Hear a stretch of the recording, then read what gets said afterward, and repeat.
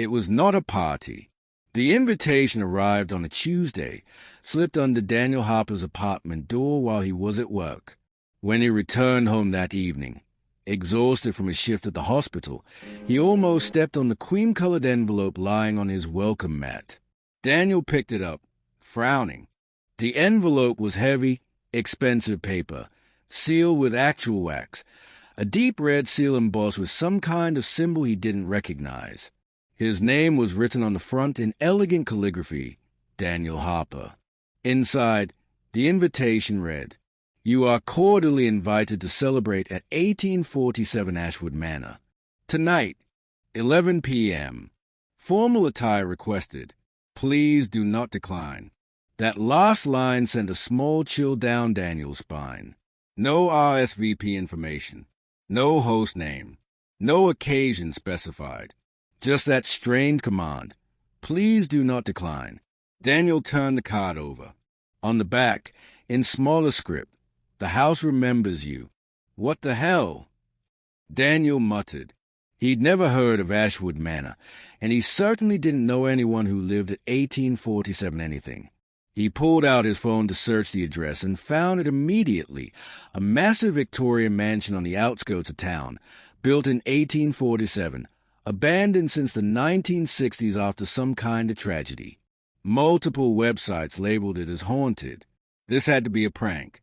Maybe one of his co-workers setting up some kind of elaborate joke. But as Daniel stared at the invitation, something nagged at him. The house remembers you.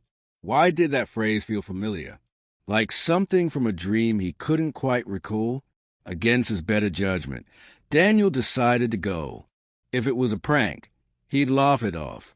If it was something more interesting, a secret party in an abandoned mansion, well, he could use some excitement in his life. He put on the only suit he owned, a charcoal gray number he'd worn to his father's funeral 2 years ago, and drove to the address. The mansion sat at the end of a long, tree-lined driveway, its windows blazing with warm light.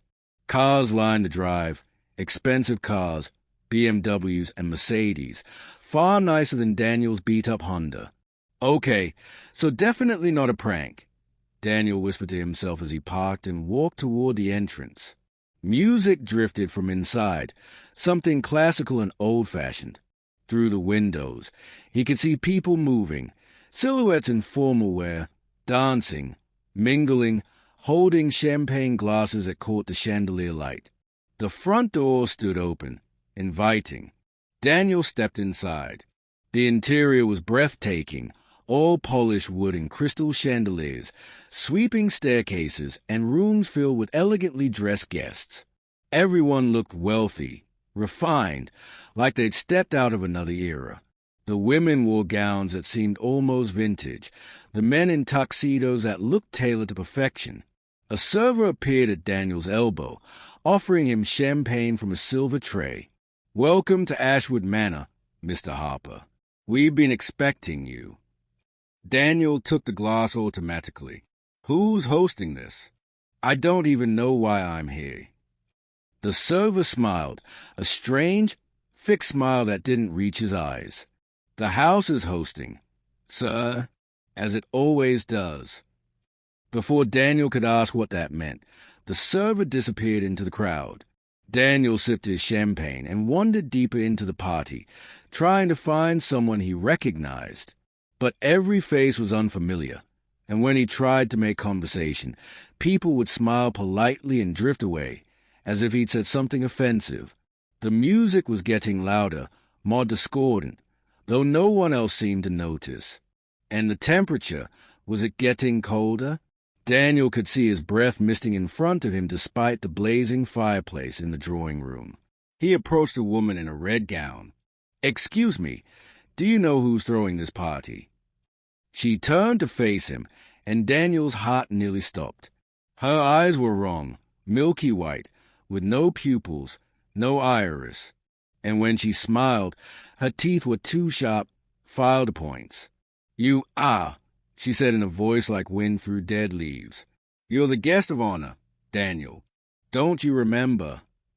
Daniel backed away, his champagne glass slipping from his fingers and shattering on the hardwood floor. No one reacted to the sound.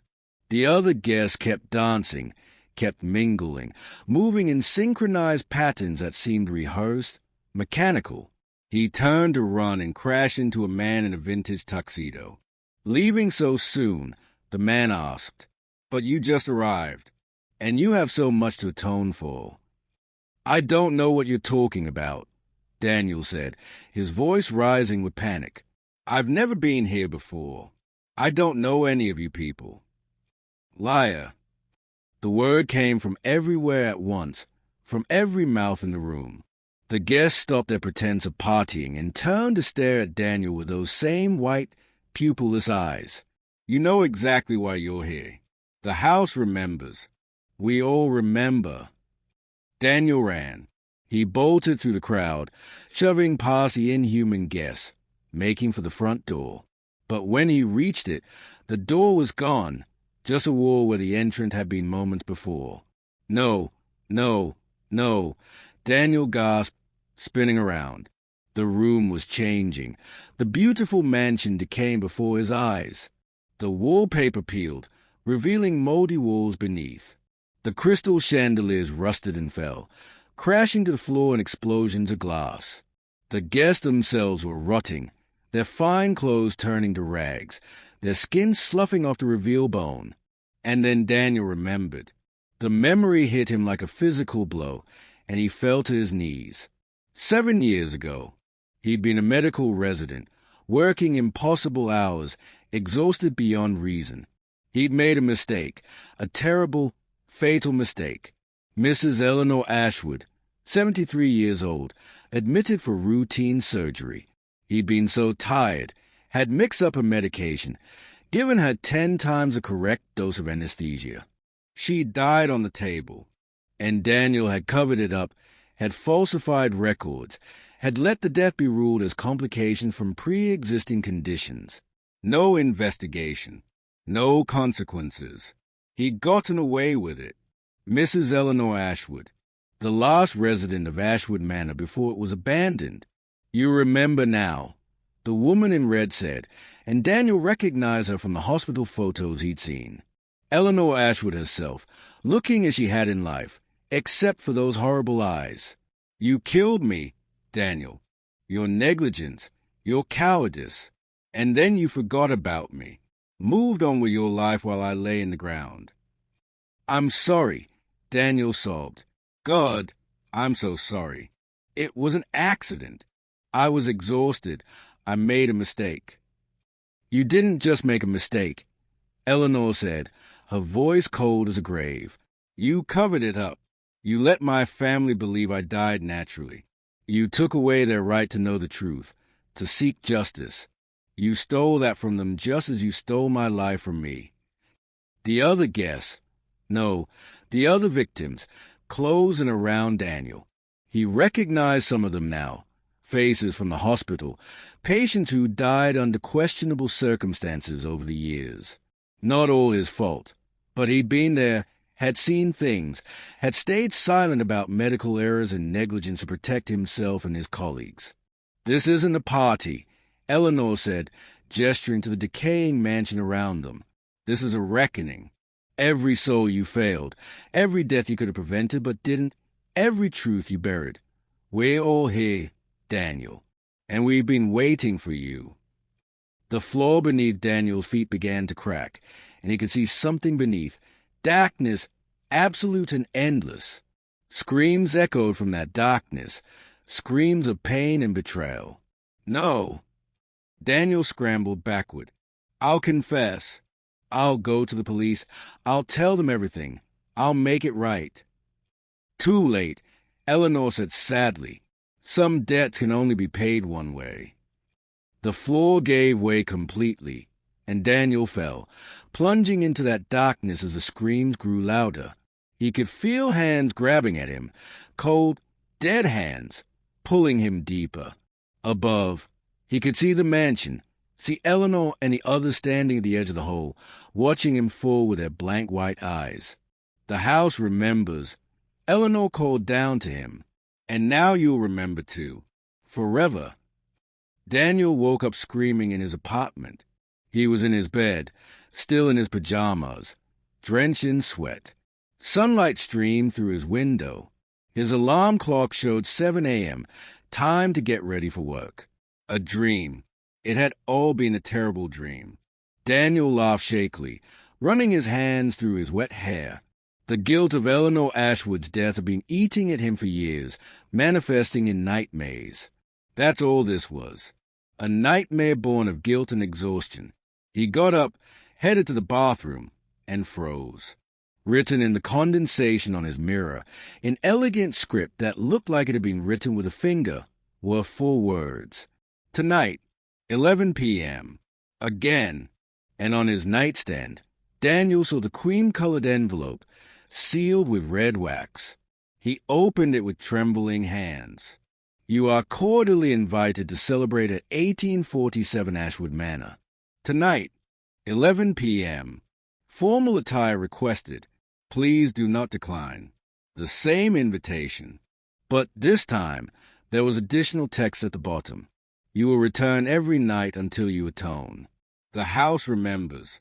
The house is patient. And we have eternity. Daniel's phone buzzed. A text from an unknown number. See you tonight, Daniel. We'll be waiting. We're always waiting. He looked out his window toward the edge of town, where Ashwood Manor stood, and even from this distance he could swear he saw lights in its windows and figures moving behind the glass. It wasn't a party. It was a prison sentence, and Daniel Harper had just begun serving his time. That night, despite his best efforts to stay away, despite driving in the opposite direction and checking himself into a hotel 40 miles from town, Daniel found himself standing in front of Ashwood Manor at exactly 11 p.m., wearing his funeral suit, unable to remember how he'd gotten there. The door stood open. The music was playing, and Eleanor Ashwood stood in the doorway, smiling her terrible smile, holding out her hand in invitation. "Welcome back," she said. "Let's try this again. And again. And again. For as long as it takes." Daniel walked inside, and the door closed behind him with the finality of a coffin lid. The party, the reckoning, had only just begun.